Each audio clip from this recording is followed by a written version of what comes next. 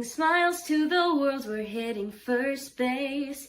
Marty Lurie with friends, home run. You know the ways and the trends, the stories all with the match of the block. It's Marty and friends.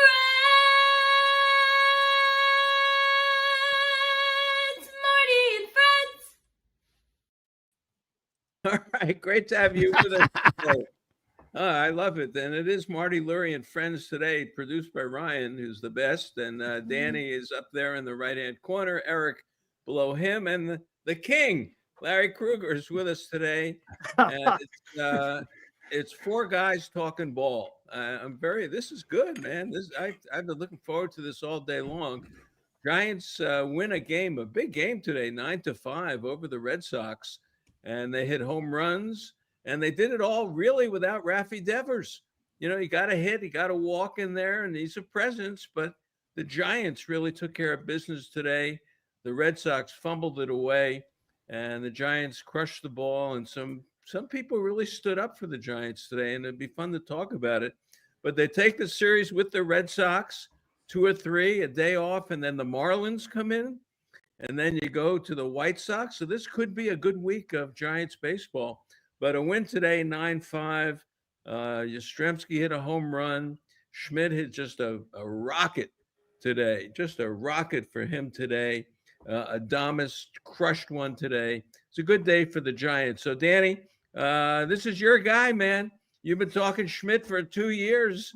Schmidt, and Larry's going to back you up on this. I know that. But Casey Schmidt, with Chapman hurt, Casey Schmidt has stood in here. And he is actually establishing a presence.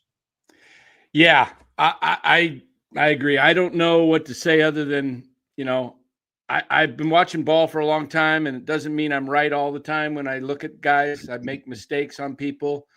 But the one thing I could say, is when I looked in the spring of a couple years ago and I saw Ramos, and I watch a lot of minor league baseball on the MILB network, and I watched Casey play down at Sacramento, and when he played in Richmond, I see a ball player, and not just a guy that has instincts, but a guy that, has tools that, and I just didn't understand why the Giants were never giving these guys a shot. If you look at the Giants lineup right now, the top 2 hitters are Ramos and Schmidt, 2 homegrown guys that the Giants were actually blocking and only got chances due to basically injury. And I think they were making a mistake. I hope that it continues. I mean, guys go up and down with hot streaks, but you could see Casey's a player. He's looks totally different at the plate right now. He's not chasing balls like he was his first year. He came up, got hot the first 3 weeks, and then they figured out his weaknesses and they started throwing balls outside the zone. He was chasing. He had to adjust. The thing is, the guy just needs everyday at bats. And this team's going to get better when Matt Chapman comes back, because I think Casey's going to be clearly the second baseman when Chapman comes. And, you're going to just make the lineup a little longer. So it was great to see. I'll turn it over to Larry, but let me just say this. Yesterday was a crucial game because they had to have yesterday's game because they were 1-3 with Devers. Get yesterday, it creates momentum. Now you've got Miami coming in, and you can create some bigger momentum as you've got, next homestand after this, you got the Phillies and the Dodgers. So you better start winning these games coming ahead of what's ahead of you right now. Well, I mean, obviously great win today. And, I'll say this. I mean, I don't know if it's because I was in Boston and my nephew, and I was there watching that thing Friday night. Or if it's just because it's the Red Sox Giants. But, man, this series was awesome. I mean, this was a very, very exciting series of Giants baseball. And, this is a big show because I don't think I have streamed with Danny or with Marty since the trade.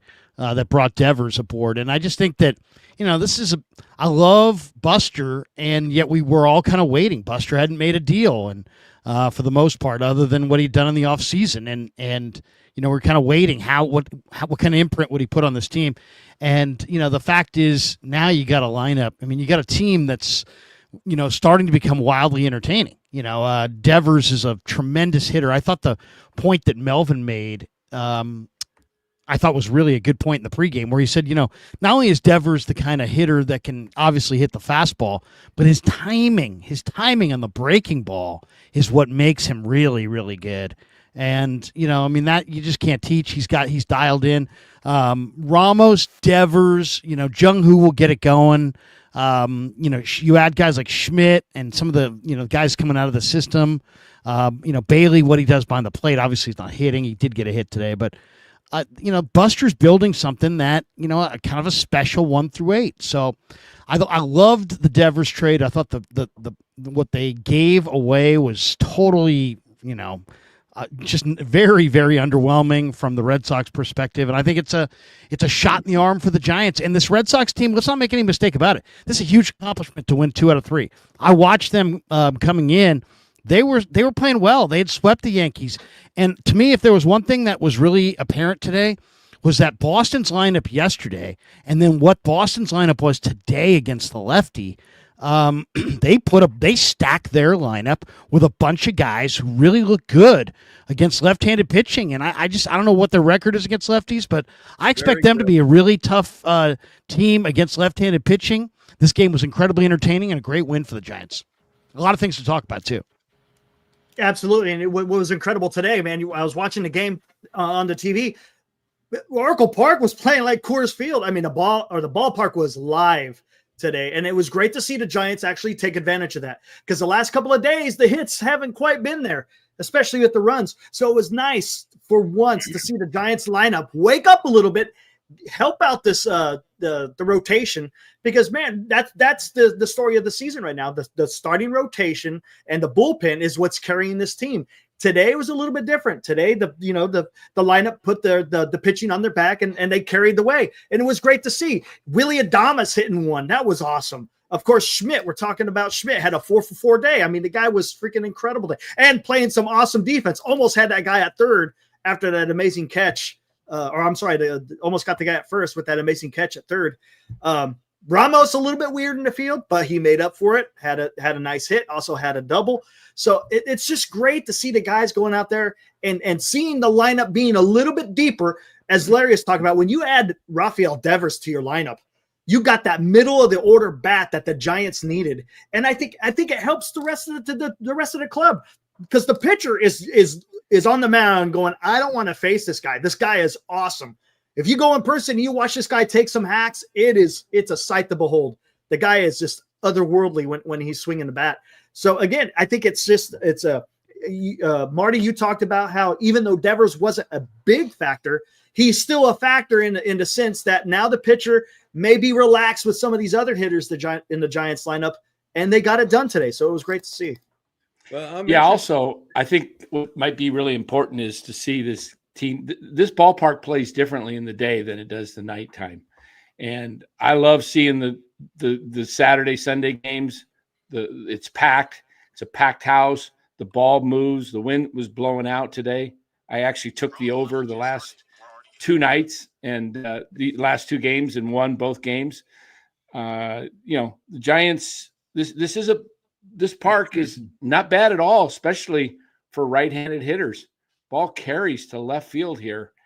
And I would love to see the Giants go back to what they used to do at Candlestick, which was play a lot more day games, maybe one weeknight game during a homestand during each week, and the rest day games. There's a lot more action. The night games are they're boring. It's like 2-1.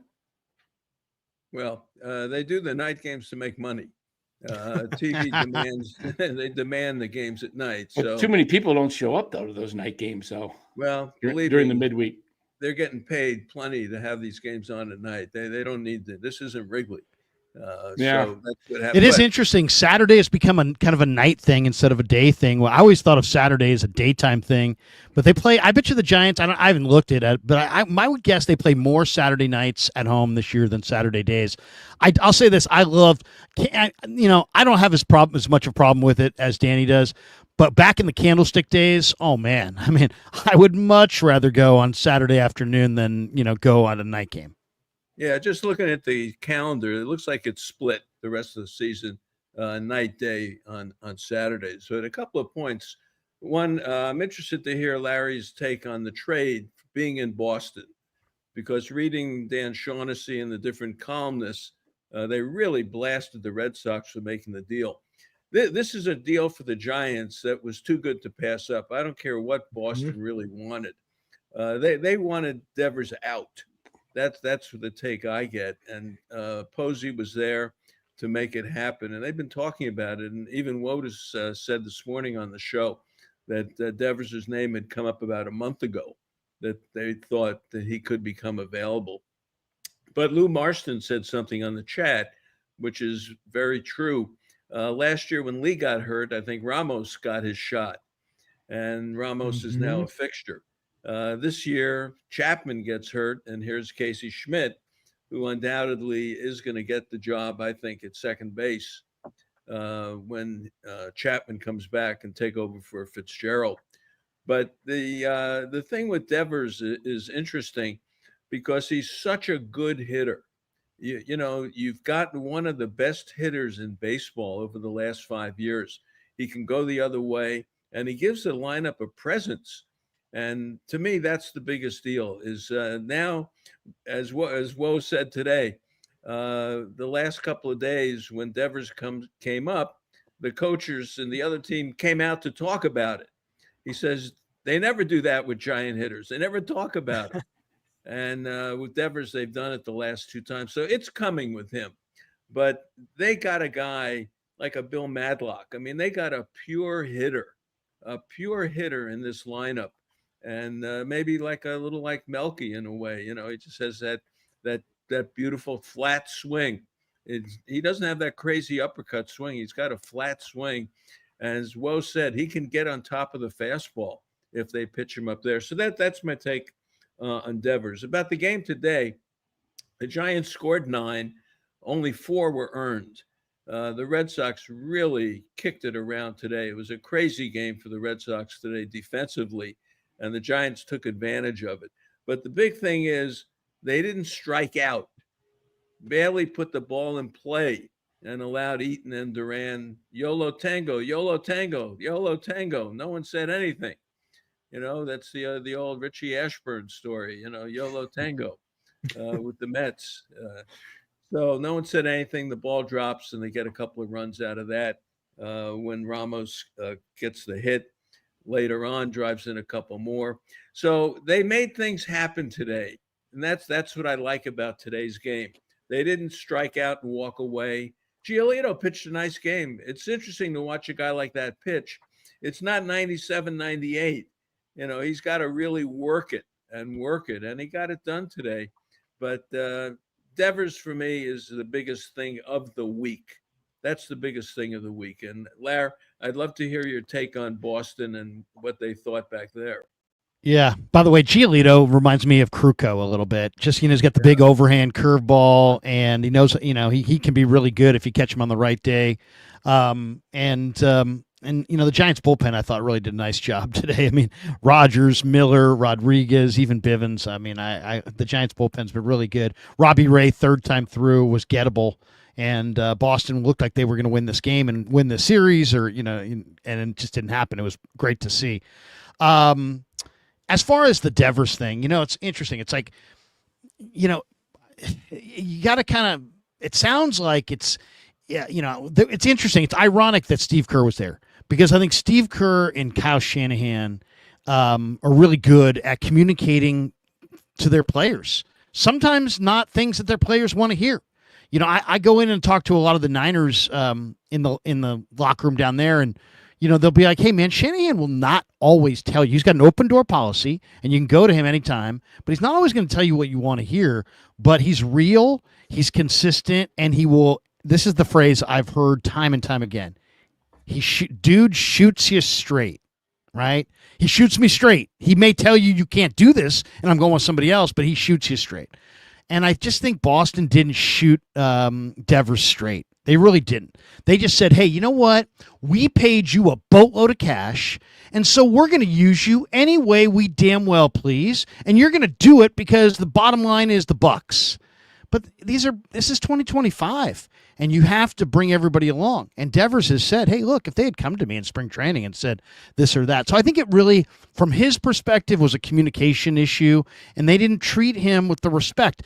The respect is given in the money, but the respect is not only about the money. And Buster understands that, and Boston, I think, didn't understand that. The way they attacked their offseason with Bregman, you go sign that kind of a free agent at the position that you just signed a guy who's your franchise face and, 28 years old. I mean, that right there was an aggressive move. I mean, there should have been a whole lot of dialogue. He should have been on board, and I don't know that he was. So a lot of that, I'll do anything in San Francisco, and I wouldn't do anything in Boston. So the people of Boston are like, bad attitude, bad guy. Big Papi's like kind of taking shots at him in the media, and that's not right. But Big Papi's wed to the franchise and probably gets a few bucks from him, and so he's going to sing that franchise song. I talked to more than a couple people that believe that John Henry bought this team for millions. It's now worth whatever, $8.5 billion, but that's a paper gain. And people, he's won his 4 titles. He's established his deal. He's made a mint, and now it looks like he's prepping to sell. And that's what you do when you're prepping to sell. You get rid of long-term big money commitments because that's viewed as risk. And they have a lot of young players, and I think that they just would rather, hit the reset and make this a more sellable asset. Now, I don't know if it's going to be sold, but we just saw the Lakers sold for a massive sum. And don't think for a second that teams like the Red Sox, who are also in that Lakers Avenue category, are not looking to cash out to the tune of massive billions. And I think that's what's coming. I would say the Red Sox will be sold within 5 years. And this is the kind of move that you make when you're going to sell. The only reason that trade would make any sense is if you're preparing to sell the franchise. Otherwise, why are you trading a 28-year-old guy for what? The Giants were dying to get rid of Hicks. Come on, that contract was ugly compared to what he was doing. And the lefty, I mean, I love him. He's a good kid, De La Salle kid. He's a 7th inning guy. He's a bullpen guy. He hasn't thrown enough strikes to be a starter. And the A-ball prospect, roll the dice. The corner outfielder, I think he's going to be. I think that's the best player in the deal, Tibbs. But I think he's a 15 to 18 home run corner outfielder, a Benny Biceps type guy. I don't think he's any kind of franchise altering difference maker. So, and then you get a 28-year-old Devers. So I think communication broke down. I think they just got, from what I heard, they turned down a better deal from another team because the Giants were willing to pay 100% of the contract, and that team wasn't. So I don't think this was a true baseball trade in the sense of it. I think it was more of a business deal, and the kind of business deal you make before you sell. Well, Larry, you mentioned one of the things you've been mentioning over the last couple of years. What do the Giants have? Money. And they finally and pitching usually. Yeah, and took advantage of having the money. This is a great move. If you look at this, what's the one thing the Giants can't seem to do is get a big-time hitter in free agency. If you went out and tried to get Devers as a free agent next year, you're paying 10 years close to $400 million for him. They've got him for 8 years, about $250 after this year. So it's a great deal. And you figure a guy like Devers, as he gets older and at the end of that contract, he's still going to have that stroke. He's still going to swing the bat well, even if he's a DH, the last 3-4 years, whatever it is. He's got a similar body to Panda, but he's in better shape. Well, I like that. I love the Madlock call by Marty. I not because he looks like Madlock. Obviously, Madlock was a right-handed hitter, but as far as a guy we can talk all day, but you know what? The guy can just hit. You know what I mean? Yeah. The guy can just hit, and that's what Devers can do. Yeah, give me the bat. Clearly, Boston has a real history of things. Look, they did this with Betts. They did it with Bogarts. They let Carlton Fisk get away. They traded Babe Ruth. Freddie Lynn. Babe Ruth. What about Freddie Lynn? Freddie Lynn, that whole thing. Jim Rice, didn't they trade Jim Rice too to the Angels? No, I think Jim Rice didn't. He Rice went there. I think he did. But that's Boston sports in a way.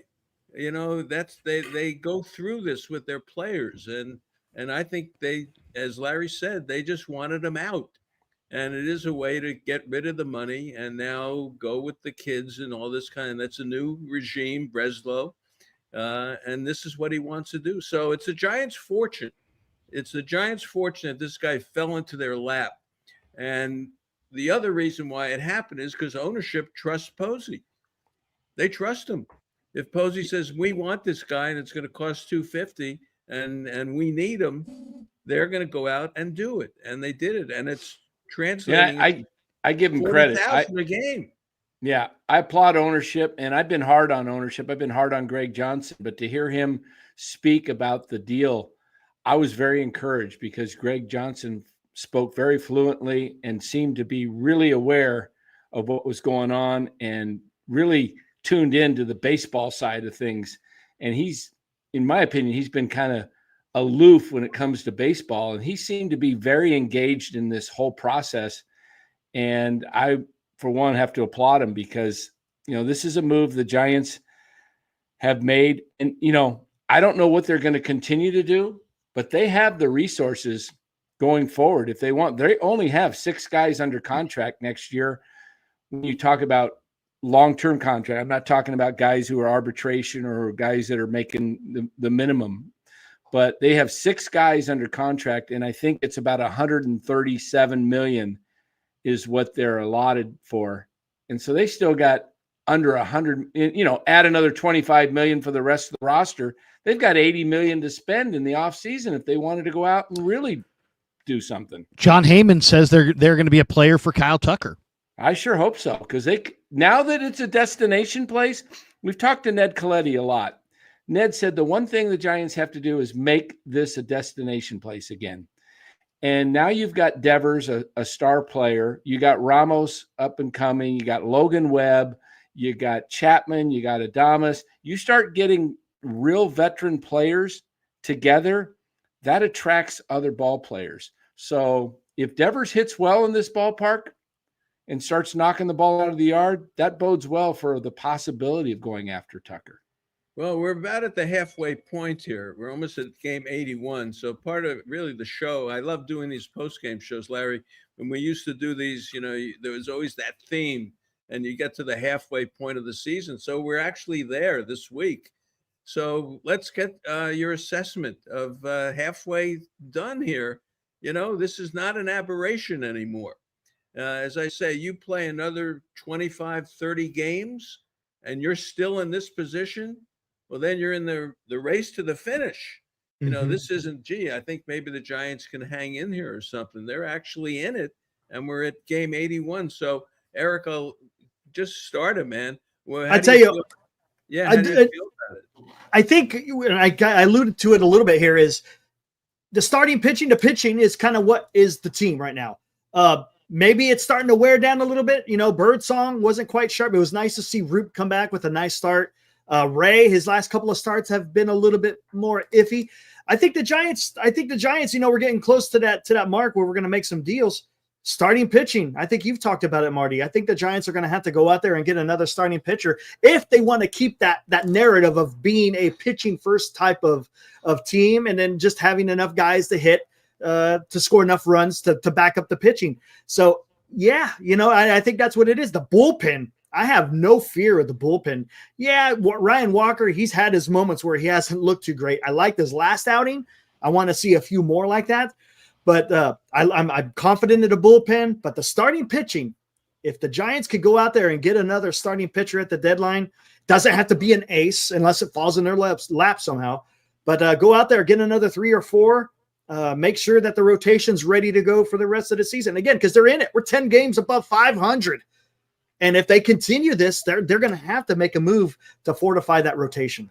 Absolutely, Eric. I've been saying the same thing. I think this team, and I think Buster Posey knows it well. He was on those championship teams that added, a Jake Peavy or a Vogelsong coming back. You're going to need that type of pitcher because you cannot count on a couple of these young guys to know if they're going to be there at the stretch. They've never or even Verlander. Yeah, Verlander. You don't know if Roop or Birdsong's going to hold up in September. So there's a guy out there with Baltimore, and I'm not saying he's the be-all, end-all, but he's a decent pitcher that can give you 5, maybe 6 innings, competitive innings, and that's Zach Eflin. He's a free agent. Baltimore's probably going to be selling, not going to cost you a lot. That's the type of pitcher you're going to have to go out and get. Now, if you wanted to go out and be crazy, I've heard some people throw out, hey, would you go out and go after a star and use Eldridge? I don't know if I would do that. It would have to be somebody like a Skeens, which I don't think the Pirates would do. But the Giants have – I think Posey's going to play this very similar to what Brian Sabian did. He's going to pick up some extra depth pieces. He's going to strengthen the bullpen. Hey, maybe even a guy like Jake Bird out of Colorado who can give you an inning that's just going to come in and blow guys away. The Giants are going to do – Posey's knows what the formula is. He saw it work, and I think he's going to use that similar formula. He pulled off something that Brian Sabian never did, which is bringing in a star hitter in Devers. And I love the fact that he went out and got Devers in June and did not wait until it became a bidding war in July. That was a coup, and hats off to Jeremy Shelley and Zach Meneason, who worked behind the scenes on this deal. I think the whole organization has done a 180 in the last, 8-9 months. And it's terrific to see the ballpark full again. There's excitement, and this team's going to be there. It's going to be there in the race.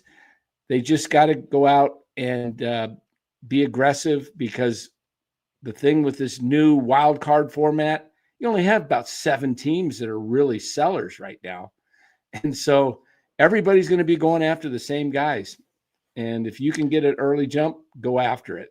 And I agree with that. Especially that last line from Danny. If you can attack the market before it kind of sets itself, the teams that pay the most, I think, are the teams that pay through the nose, are right at the end.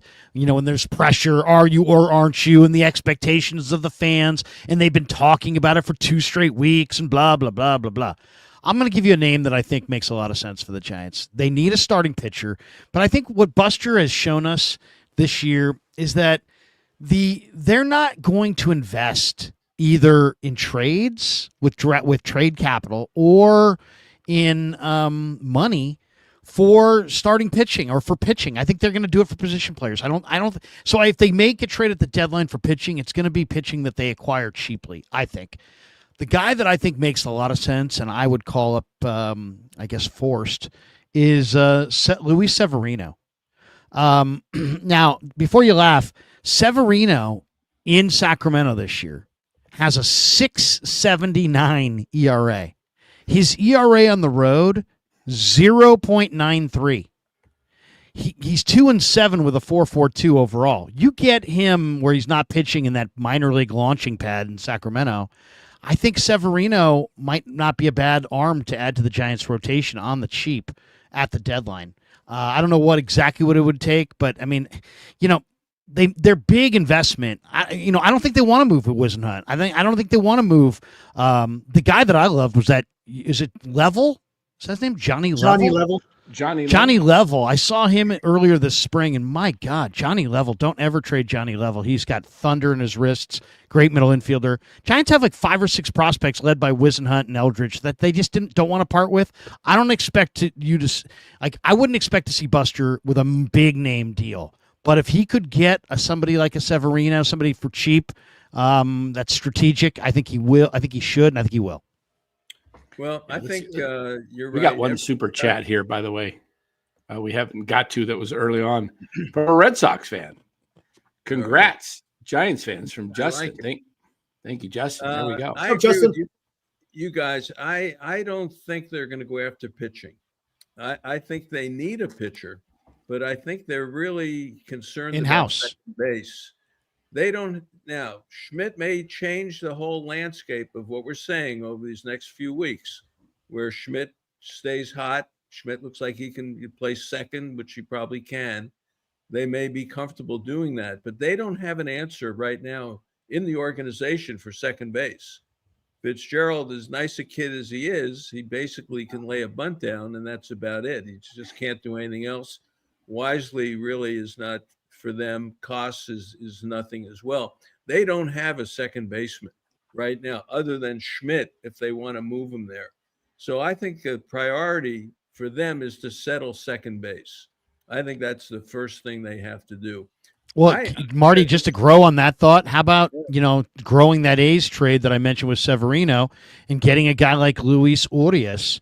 Because I think Urias is he's a guy who can play second base. He can hit a little bit. I thought that was a nice little pickup by the A's. Yeah, you got to find someone who can handle the bat, because you get to that 7, 8, 9, and look, it's been fortunate. They faced some pitching that they took advantage of, and Bailey blooped a couple in, and Fitzgerald laid a bunt down, and the 7-hitter Fitzgerald or Adames, whoever is in that spot, Dom Smith, they're kind of getting it done. But this is still a team. Jung-Ho Lee hasn't had a hit in a couple of months. To say is an exaggeration, but this is still a team that has some dead spots in it. Now, they have Devers is going to help. Adames looks like if he gets his pitch, he's not missing it. If he gets a pitch, it's not a slider away, he can do some damage now. Smith has helped. Flores is hanging in there. But I think they're still concerned about the offense. I really do. Pitching-wise, I said this a month ago, I worry going down the stretch with Roop and Birdsong. Mm-hmm. I just do. Birdsong's still a kid mentally. When he's on the mound, it looks like he gets rattled a little bit. He's not a pitcher just yet. He'll be great, but he's not there yet. Roop can give you 6 great innings if the curveball is there, if they haven't seen him before. Like Boston hadn't seen him before. So before you knew it, 6 innings went by and he pitched great. Verlander, I just don't trust him physically. So I'm with you guys. Zach Eflin would be fine. Severino would be fine. I think Lugo from Kansas City is another one who could be fine. I want a second baseman like an Urias, someone who can handle the bat and is not an automatic out. Because right now, 8 and 9 are automatic outs. And 7 automatic, It's with Lee, that's almost another one. You bring up Lee, Marty. Yeah. Let's take a look at this. This is a concern, Jung-Ho Lee. Look at his Baseball Savant page on his hard hit and bat speed. Look how bad that is. Barrel rate. That is poor. He's in the poor range with bat speed, hard hit percentage, and barrel percentage, and exit velocity. That is, I made the comment at the end of the game in a text group. When he hits the ball, it looks like he's feathering it. The ball just kind of floats when he hits it in the air. No authority. There's just nothing because of the bat speed. And he's waving at it. He's waving at it. Very good. Yes, Larry. Yes. He's just waving. It's a huge concern to me because, the Giants have, started him at third in the order. They moved him up to first. Now they're down at 6th. He's moving him around. I don't like Yaz leading off. He's hitting better than, he's hitting fine, but I still don't think Yaz is a great guy to have in the leadoff. They need the right-handed hitter. Matos is hot right now, but he's not ready yet. So it's the Randall Grichuk type. The Tommy Pham type. You got to give me a player who can play. They can do some damage here. They can. They can, but they need to fortify the bench a little bit more. The backup catcher is a 0 when you put him in the game. The two of them, Porter or Kinzer, whatever it is. Well, and Bailey at the plate. Bailey Yeah. is just So, there's some work to be done there. There's some work to be done. But basically, I'm with you guys. I would like to see a starting pitcher. But it's like Posey, learn from Sabian. You bring in that extra lefty. There's, Wisenhunt. Why is he not here? Before the Giants trade any prospects for starting pitching, let's take a look at Wisenhunt. Now, it's not like Wisenhunt's sitting at A ball and you're rushing him up. They've been very deliberate with him. He's had a lot of success in the minor leagues. I don't know if I would jump up and down and be like, they're deficient in bringing him up right now. But if it's a month from now and he still hasn't come up, I'm kind of there. And I definitely wouldn't make a huge move for a starter before you find out what that kid can contribute, because he's got a 2-pitch fastball changeup that's going to play at any level. So I can't wait to see what it looks like here. Would you guys have Wisenhunt as a starter? Would you have him as a starter or as a reliever, since he's only got 2 pitches? I'd like to see him Starting. as a major leaguer, and then we'll figure out what he can do. But at some point, you got to see the guy. But what about Verlander? I mean, are we just assuming Verlander's back? And, his last game looked a lot like the A's game. When he got hurt, he still didn't have command of his stuff. He really didn't. Marty, I'll tell you, I think this is all tied together. If I'm the Giants, I spin this to other teams as, hey, I've got a hired gun that I can trade you.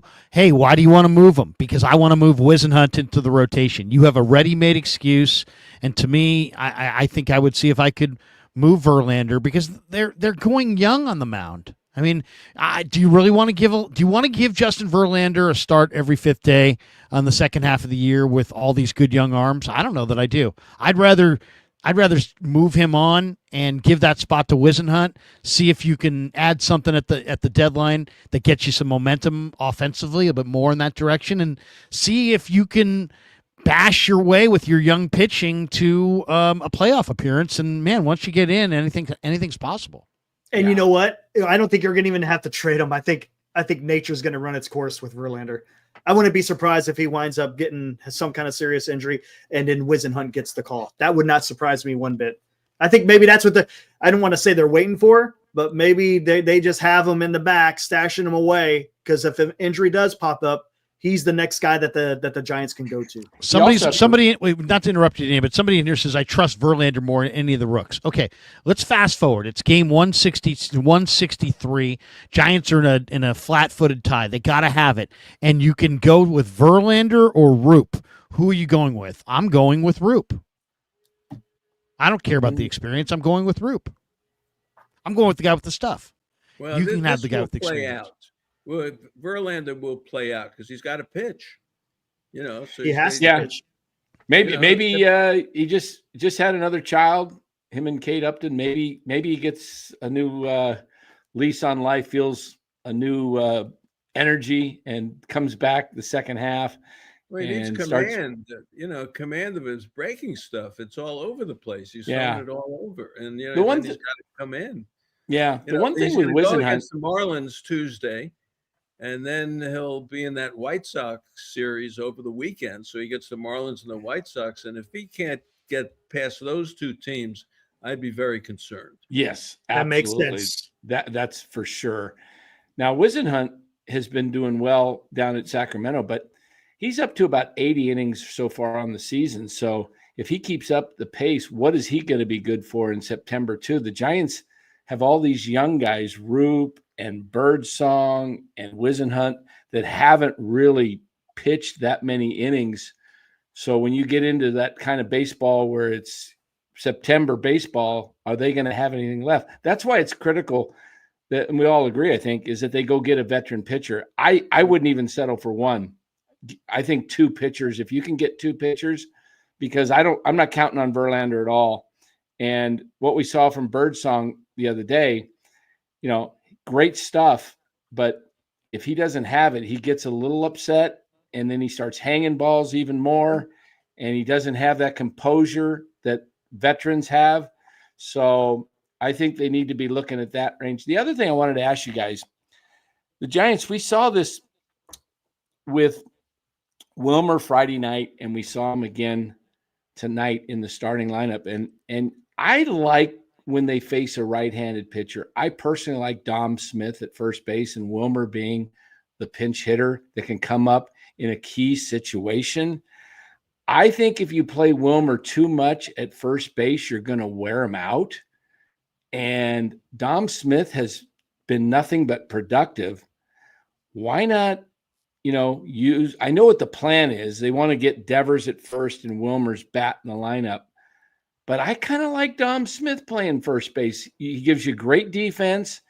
He gives you, reliable offense. He's not an automatic out. And I feel really comfortable with him in the field. And I really feel good when Wilmer comes up in the 7th, 8th inning and you need a hit, because they don't have anybody on the bench that you feel comfortable with coming up. I mean, you're going to go with Koss. You're going to go with Kinzer. You're going to go. They have no bench. Johnson. Johnson's just as bad as those other guys. Yeah. He's actually had some decent at-bats, but he's not an offensive player, really. Don't forget, they traded their depth at pitching and getting rid of Harrison and Hicks. That was sort of the thing. Well, if these guys don't do well, we've always got 2 extras to slot in here. Well, they don't really have 2 extras anymore to slot in there.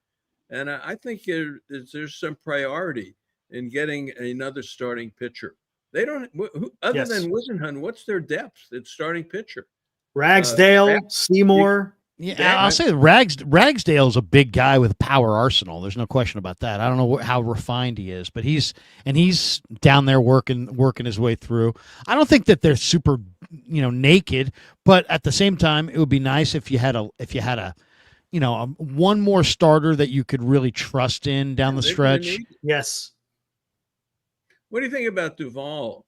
Since this is the halfway part of the season, let's take a look at the bullpen. How you feel about the bullpen? Because it is a game of bullpens, and for the Giants, when they can make it a 6-inning game, they're very tough to beat. So let's throw that around a little bit. I really want to see Rodriguez as a closer. I do.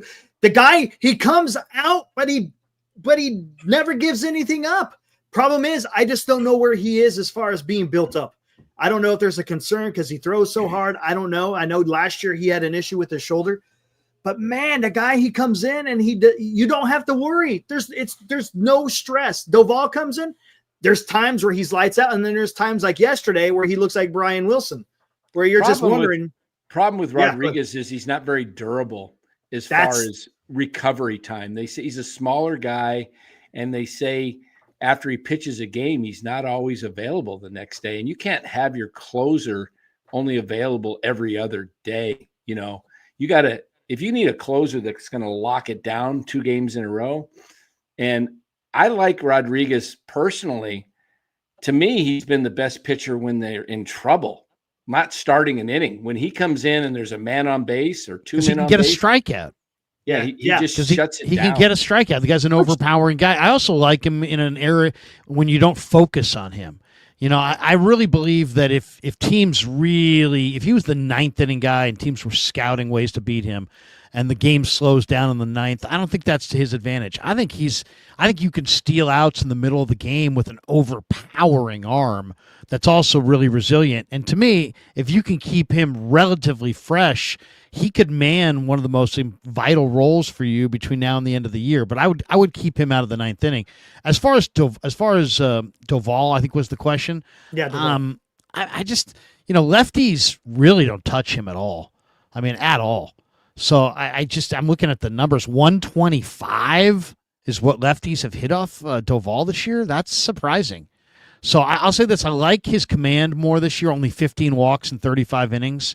So if he can command it, I still get the vibe that the smarter teams can kind of have a plan against him. And I don't know how refined he is, with pressure late in innings, with playoffs on the line.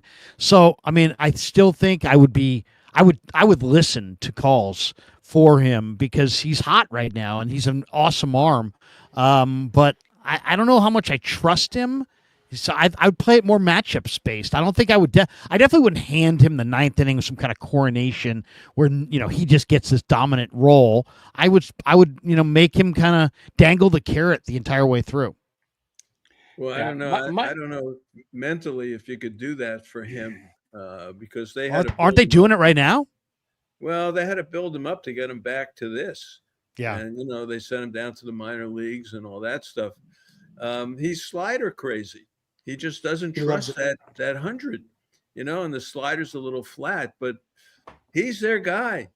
Your point is well taken on Rodriguez that everyone made on his durability.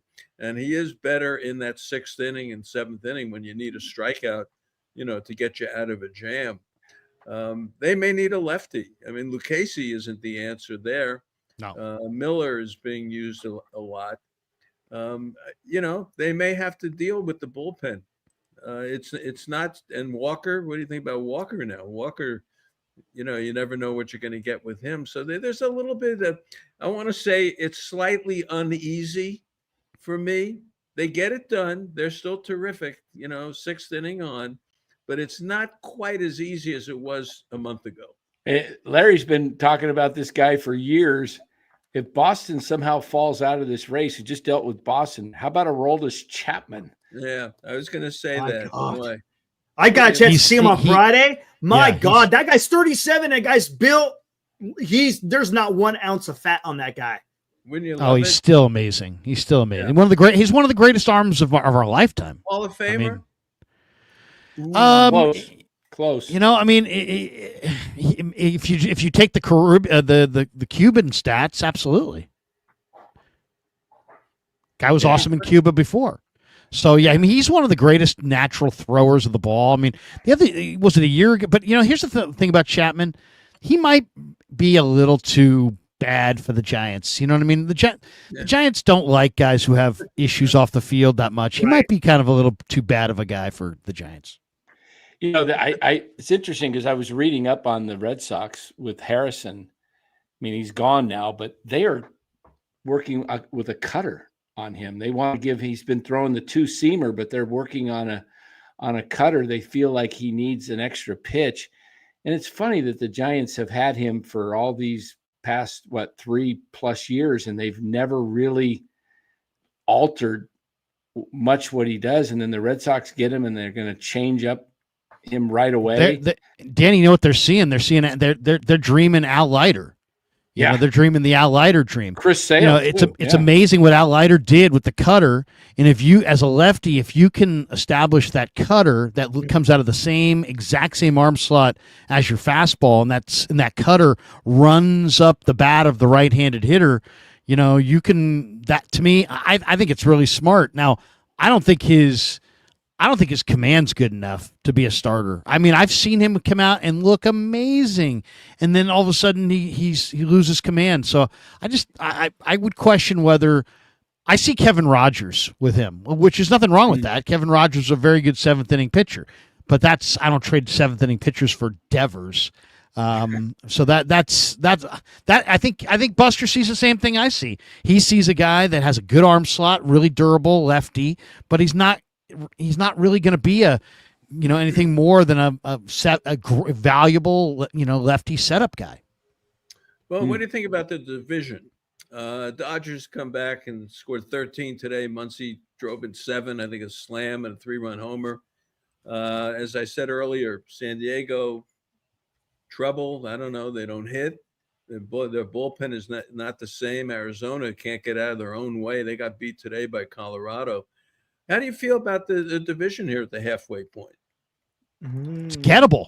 If I'm the Giants, sharpen your knives, and if I'm Buster, I'm telling my guys, hey, let's be hyper aggressive here because it's gettable, it's doable. You're 3.5 games back. You have better pitching than them.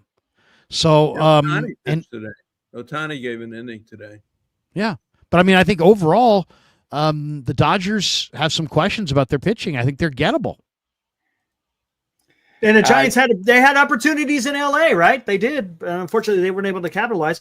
It's it's just like last year. Dodgers had no freaking pitching. I don't know how many pitches they went through last year, but they went through a lot. I think this year it's around the same. So yeah, if you can outpitch the Dodgers, especially in the stretch, man, you're looking pretty damn good. 3.5 games behind the Dodgers. That's pretty good. I look at it a little different. If you told me in the offseason that the Giants on June 22nd were 3.5 games behind the Dodgers, I would think you're nuts. I hope I'm wrong on this, but I look at it differently. The Dodgers is like, you talk about a trade deadline. They've got Snell coming back. They got Glasnow and Ohtani as he gets worked up. That's 3 starters that we're going to go 5+ once they get, Ohtani worked up. And how are you going to beat Ohtani, Snell, and Glasnow pitching 5 innings when they get that offense fully going? I'll tell you what, Snell hasn't pitched, though. That's the problem. And he sucks in the first half of the season. And now they're just waiting. They're just waiting on him. They're not playing Snell. If this was October, Snell would probably be pitching. Well, they don't rush anybody. That's the luxury of being the Dodgers. Yeah, exactly. So they're gonna look. We saw what they did with the Padres and the Giants. Once anybody gets close to them, they get pumped up and they play a little better. They hit better. I mean, the Giants had them. I mean, if it wasn't for that Ryan Walker 3-run homer that he gave up to Pages on Father's Day, the Giants could have been tied for first place, leaving LA. Instead, they're what now? 3.5, 4 back, roughly? 3.5, I think. Yeah. I don't know if the Giants have the horses to keep up with the Dodgers, to be honest. I mean, to me, it feels like the Dodgers will win this division by double digits again once they kick it in gear. They always do in the second half. They were hanging around like this last year. We were like, hey, San Diego almost passed them at the very end of the season. It was that close. The key is going to be the division. The Dodgers right now are 14-6 inside the division, and the Giants are sub 500 in the division. So I mean, that's going to be it right there. You're going to have. I mean, obviously, you don't have the unbalanced schedule, so it's not all those games in the division. It's not quite as important, but I still think it's important. I mean, if you're going to commandeer a division, you have to be over 500 against your own division. That's fair. Yeah, and Giants have to be better. Bottom line is, Giants have to be better against left-handed pitching. The Giants are 8-14 against. The Giants are 36-20 against righties. They're 8-14 against lefties. Where the Dodgers, by comparison, are 37-20 against righties, but they're at least 500 against lefties. You got to hang around against lefties. Everybody in the division is roughly 500 against lefties, except for the Rockies, who are 2-19, and the Giants, who are 8-14. So I mean, to me, that if you could find another bat that could somehow have good numbers against left-handed pitching that you could either play in the lineup or off the bench, I think that's what you're looking at. Well, so at the halfway point, they look like a playoff team, right? They do. I think they are. Yeah, I mean, Milwaukee is all of a sudden Milwaukee's starting to win again. This is not the Milwaukee team we saw earlier in the year. Yelich is hitting. They got the new kid, Mizrachi or whatever his name is. 2 stars. Gosh, he's something else. Yeah, they're looking better. Cardinals are looking better. St. Louis is hanging around. The Mets are getting a little shaky. The Phillies are still there. You got the Cubs and you got the West. But of the whole group of everybody, I think the Giants are, one of the top 3 or 4 teams in the league right now. Well, when you look at the actual wild card standings, it's really, if you factor in the Braves into it, they're iffy, but I don't count them out because of what they have. You're talking 8 teams playing for 3 spots here. Look at, you got the Phillies, Giants, Brewers, Padres, Cardinals, Reds, Diamondbacks, all within 3.5. And then the Braves, they're playing really 500 ball, just a little over 500 ball since their 0-9 start. The Giants are 3 games over 500 since their 8-1 start. So we still got a little over 80 games to go. So there's plenty of time for Atlanta to get back into this. Yeah, the loss column is the thing for me. 34, then 35 for the Brewers, 35 for the Padres, 36 for the Cardinals, 38 for the Red. Yeah, look. It's still wide open. But for half a season, hey, they're the second wild card team right now. Right. That's pretty good. And Atlanta, they took another blow. Chris Sale's going to be on the shelf for quite a while. Broken rib. It's not Atlanta's year. No. That now let Which me ask they you would guys be a this. team. They would be a great team to call about a couple of their guys. Let me ask you this. I want to bring that up because I've got a video coming out on this on Marcell Ozuna. I think the Giants. Put him, Danny? Where would you put him? DH. I put Devers at What are you first. gonna do with Devers? First base. First base. And This now year? I've got. What's that? This year? You're cornering the market on DHs here. He's a free agent. They're going to put Devers at first base one of these days. Oh, of course. I mean, Devers is here to play first. He's not here to be the most expensive DH in the world. So then you put him at first base. You put Ozuna as the DH batting fourth right behind Devers. And I would put maybe Chapman when he comes up, bat him second in front of Devers. That way he sees better pitches because putting Chapman with no protection behind him, he just gets easily, they're not going to want to put Chapman on base in front of Devers. Adames is going to hit second at some point. They're not paying Adames, $30 million a year to hit seventh. It's funny though, Marty, if you listen to the pregame today, Bo Mel told Flem that they've decided that through their R&D people, that because Devers OPS is best in the 2-hole, Bo Mel says he wants to put him in the 2-hole. So I think Bo Mel's going to. I think Devers might be in that 2-hole. That's where he's been batting in Boston. That's where they put the best hitter. They put him in the 2-hole. Yeah, I also thought it was interesting that of all the stats. I mean, even though it wasn't a conversation about stats, but when he was asked about Devers, it's like the stat that he deferred to is his OPS. So we talk about on base percentage, we talk about slugging, we talk about average, home runs, all these different things. Your razor, your whatever, blip, whip, whatever. There's a million stats out there. Pick one. But it sounds like, without doing any kind of deep dive research, that at least when it comes to hitters, Bo Mel favors OPS, which is the blend of slugging and on-base percentage. So if you're looking for just a universal hitter stat, that sounds like that's probably it today. Yeah. The OPS. Well, that's, it makes sense. You get on, the slugging is the deal because you don't want to have to get 4 singles to score a run. So when you can slug, that means you got doubles and triples and home runs, and that's the key. And that's where the Giants have had trouble, really, with the slugging. But look, the weather's getting warmer, and the pitchers are getting tired, and they couldn't be in. I don't think they could be in better shape right now for all the mystery and all the new stuff and Posey and Adames struggling and all this kind of stuff. For all that, I think they're in great shape right now. I really do. And they absolutely are, and they have options as well. I mean, the question is, has what we've seen from Casey Schmidt, what does that mean? Yeah. What does that mean? Does that mean he's the second baseman as Danny's throwing out there, and I like that idea?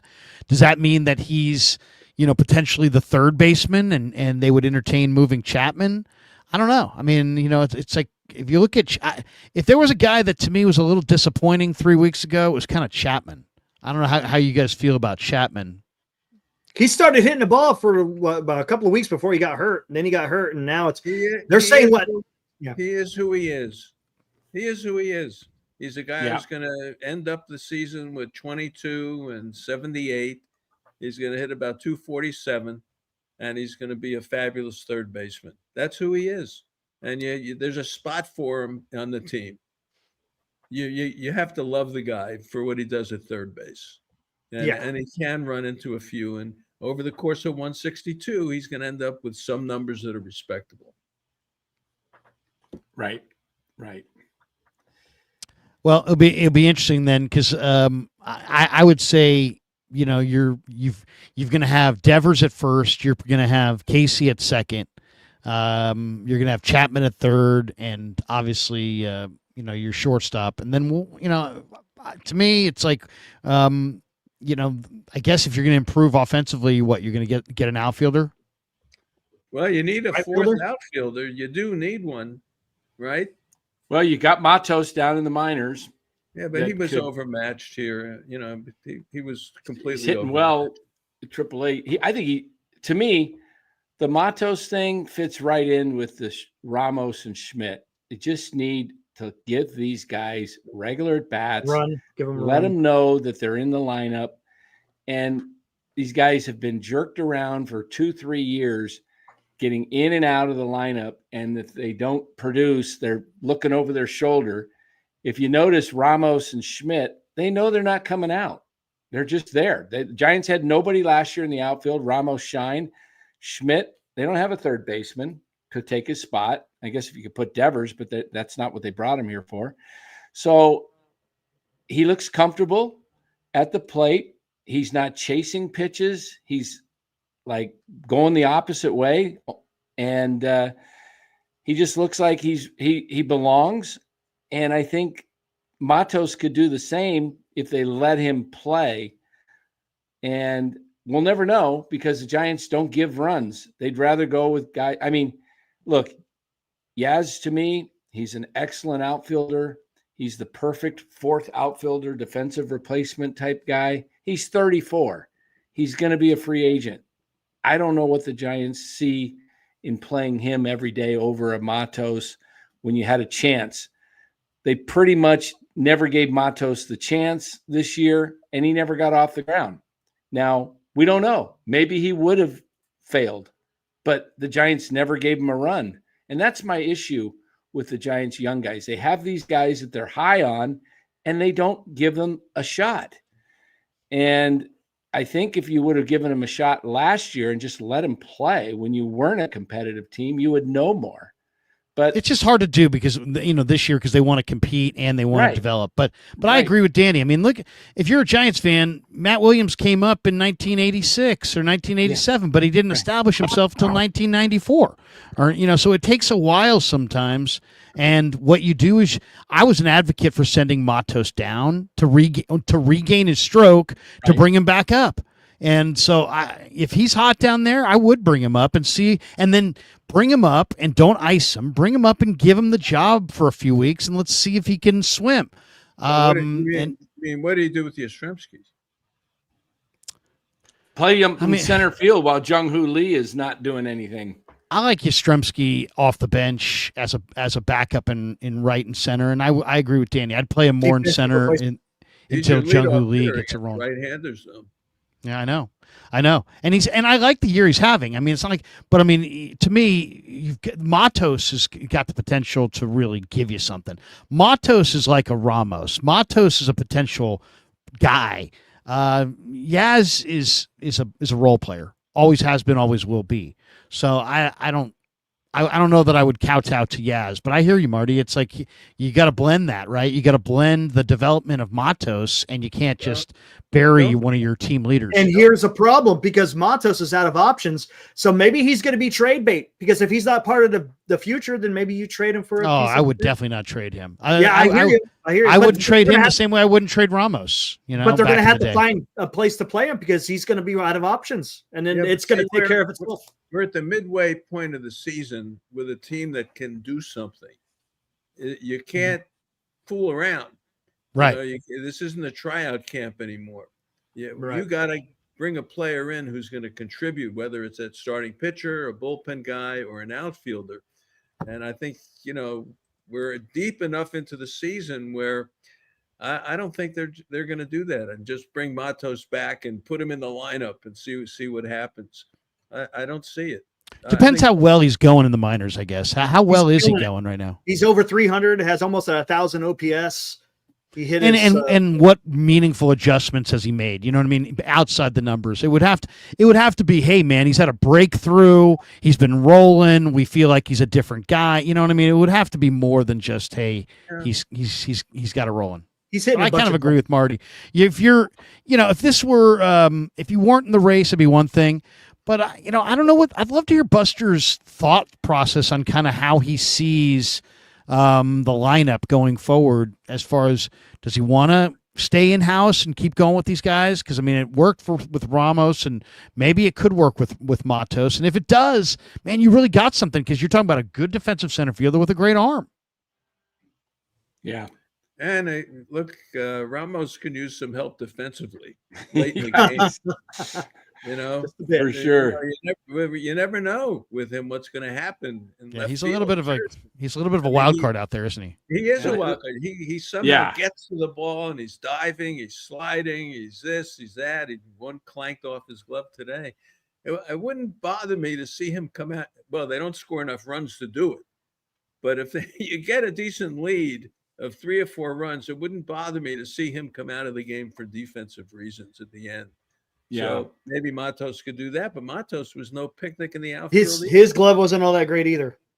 Let me ask you guys a question here, because what do you think the Giants, if you had the ability this year to make a trade and you could get,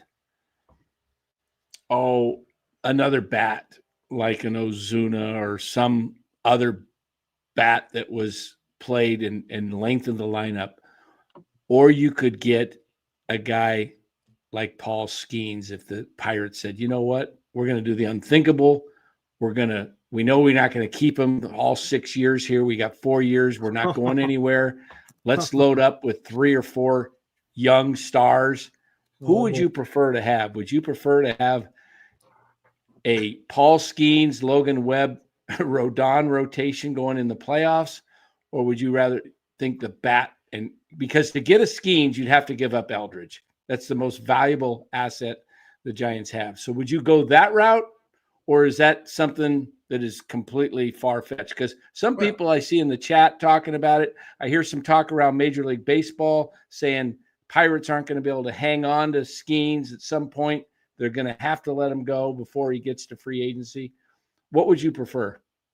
Well, if you can get Skeens, you'd love him, but you got him for 4 more years before he'd be a free agent. But it's going to take more than Eldridge to get him. Oh, I just did a little – the Giants don't have much. Skeens is a Clemens kind of guy, he's the guy you hand him the ball, and that's the end of the game. Giants don't have much, but this is what it would take it would take, because of their values, it would take Eldridge. These are the top guys without giving up, your Ramoses and your big players, but, takes Eldridge, Lee, Fitzgerald, Walker, Martin, and Dakota Jordan, and that's not even enough. Doesn't even equal what Skeens is worth by himself. So I don't know if they have the means to do it, but if the Pirates decided, look, we got to build 3-4 hitters. The Pirates need to do what they did back when they had Barry Bonds. They had all those young players and hitters, and they had, a group of guys that were actual star players that were young, but they couldn't keep Bonds. They're never going to keep anybody. The owner's cheap. Mm-hmm. So they need to get guys that are very young, and they don't have anybody to get that young stars except Skeens. So at some point, they'll probably wait, though. I imagine they'll keep Skeens for another 2 years and wait until year 4 when he still has 2 years left before they do anything, is my guess. I don't think pitchers like that are just not moved. Right. Yeah. Just not moved. I mean, one of the best in the game. Why? I could, because right now he's making them money and not costing them money. When he starts costing money, that's when Pittsburgh will get rid of him. Yeah, I mean, how young can they go? I mean, you want them to get junior high kids? Basically, they're so young now. How many young players can you have? Just, I don't know. I'd rather see the vet. You don't want to gut. Firstly, you don't want to gut the farm system. Yeah. Whatever they do have, and you don't want to gut the team. It's very important. I think Devers came in. This is where we started and maybe where we'll finish. But Devers came in, which is huge, because he got a wake-up call. He got a wake-up call in Boston by being traded. He's saying all the right things. He's smiling. He's hugging. He's got Gatorade poured on him. He's a new man. And that's their team. That's who they are. And they don't want to bring in anything, like Larry said, like an Aroldis Chapman. They don't want to bring in anything crazy to upset what they got now. They like what they have now. And if you can add a pitcher at the expense of someone, I would do it, or a second baseman, I would do it. But anything major above that, I don't think they're going to do it. I think they like the team. Well, I'll say this. I mean, if you looked at the National League West, and you looked at the Dodgers, and then the Diamondbacks were in the World Series a couple years ago, and then you saw the energy that the Padres had, and then you looked at inside their yard, and you looked at all those good offensive players they had. Now the Giants suddenly have these offensive players, and now the energy is suddenly in the Giants' yard. And isn't it amazing how if you add a dynamic offensive player, how energy returns to your yard? So I like the heavy lifting has been done. I think they just need to just see exactly how they can fine tune it. Probably, as you said, with another starter.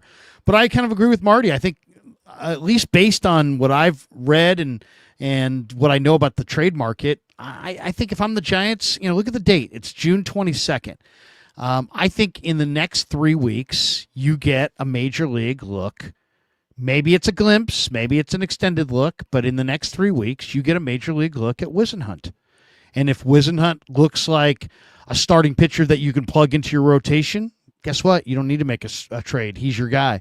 But if he looks really, really enticing, but another year and a half away, maybe they would consider making a move. So I do think they're going to take a look at Whisenhunt before and get an idea of what he looks like at the major league level before they make their trade deadline moves. So we'll see what it looks like. I mean, Beck, Jelly's got trouble now. Beck, Yeah. Bivens, all these. As I say, their depth is gone. If they got something in the organization, we better see it soon before July 31st. Yeah, no question. All right, good enough. Well. Yeah, what's good the stuff? One Little catcher? NBA finals going on. Yeah, what's Okay. one Did it catcher start you'd like already? to see the Giants go after before we get out of here? What one catcher could the Giants bring in that I like Sean Murphy of the Braves, but I was originally thinking Hicks would be a good candidate for a trade for salary, but that's gone. But the Giants have money. They're still far under the cap. Murphy's a good defensive catcher and a better hitting catcher. They And need he a hits backup. They just needed Bailey. He's the guy. But you can't have Bailey in the playoffs. That's just an automatic out. Danny, I'm telling you, you got to carry him. Then you got to improve second base, and you got to deal with Yastrzemski hitting in the 7th spot. But what Bailey gives him behind the plate is just you can't unless you're bringing Yogi Berra in. I'm sorry. I mean, I kind of agree with Marty as far as you can't really do anything unless you're going to do something major. So the name that I keep throwing out is I love because I saw him in the Futures game, the Orioles AAA catcher Basallo. Yeah, who's a left-handed hitter. Now, he's a hitter. He's not a great receiver, but he's a hitter. He's a big-time left-handed hitter. He's a line drive bat. Now, you'd have to give something major. I don't know if you'd have to give Eldridge. You have to give something major, not Eldridge, but you'd have to give something major to get Basallo. He might be the Orioles, top 3 prospect or something. But that's the kind of guy that would be a perfect blend. You've got this guy who can absolutely rake line drives, left-handed hitter, and he's an offensive catcher. And then you play him opposite Bailey, who's a defensive catcher who's going to play the majority of the time. That's the kind of piece I'd be looking for. I don't know if he's gettable. Yeah, well, the Kinzer, could run into a few, but they need a catcher who can come in and do something. I'm telling you, that 7, 8, and 9, that dead spot is going to eat them up at some point because you're putting a lot of pressure on these other guys to get something done. So we'll see, but good show. That's why when you get Chapman in here, and if you put Schmidt over at second, the lineup's a little longer. Well, that solves the set, because Schmidt is hitting, so yeah, he could be the Marco Scutaro or the Freddie Sanchez, the guy who, can get it done, which he's doing. So you don't want to get too crazy about it, but he's certainly gotten his chance and he hasn't missed it. And that's what baseball and life is all about. So good. All right. This was fun. Very good. Larry, who do you like in the NBA? I like OKC. They're at home. It's Game 7. I think the Thunder are going to prevail. That'd be my guess. All right. Danny? I'm going to go. I originally Pacers? said whoever won game 4 was going to win the championship, which OKC did. I said it's going to go 7 no matter what. I'm going to change. I think the way Indiana played in game 6 and OKC was cold, I think OKC is a little tight. They're younger. I think Siakam plays a huge role tonight. He's a veteran who's won a title with Toronto against the Warriors in 19.